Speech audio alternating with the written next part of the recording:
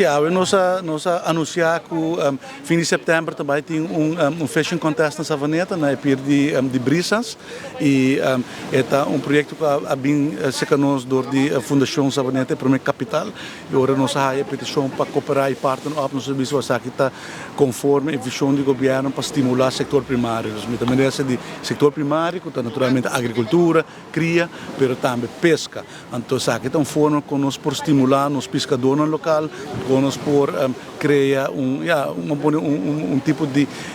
diversificação dentro da agricultura, dentro do setor primário. E nós por ter fashion contest que na dia seafood festival que por virar algo quizás dia algo internacional, que ainda não está bem, cria spin-off para os pescadores, para o bairro de Savaneta. Então, Savaneta está bairro que está conhecido para os pescadores. E agora nós sabemos que é algo que nós, como Ministério do Setor Primário, dá suporte e anunciar também que nós também renovar a PIR e nós estamos começando a PIR de Brisas,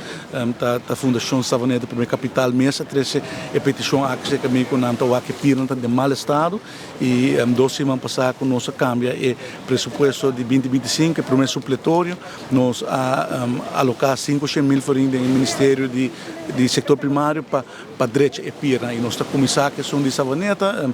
ayer o destaque acaba, nós temos oferta e nós temos contratista que vai renovar a PIR para Savaneta tem PIR bom equipado para sua renda e assim nós vamos continuar com a renovação de mais PIR para fortificar o setor de pesca na Aruba. Nós temos partnership junto com o SEDE, também que nós trabalhamos para eigenlijk trazer evento novo, evento mais cultural na nos bairros, onde nanta dia com a papi nós buscamos com uma ideia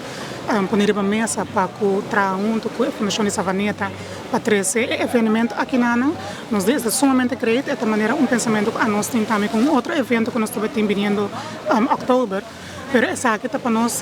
para nós local e de com nós bang Savaneta, bem Savaneta para nós porting agora nós local junto e mais claro agora botar abre porta também para o visitante também. Então nós temos outro restaurante sumamente popular aqui na área, pero agora vai haver tique mais grande, assim tique mais great para nós outro de nós outro bairro bem aqui na Savaneta e eigenlijk conhecer tique mais de nossa isla, porque somos super seguro que tem que quizás não nem sabe que é a história de Savaneta, nós bem que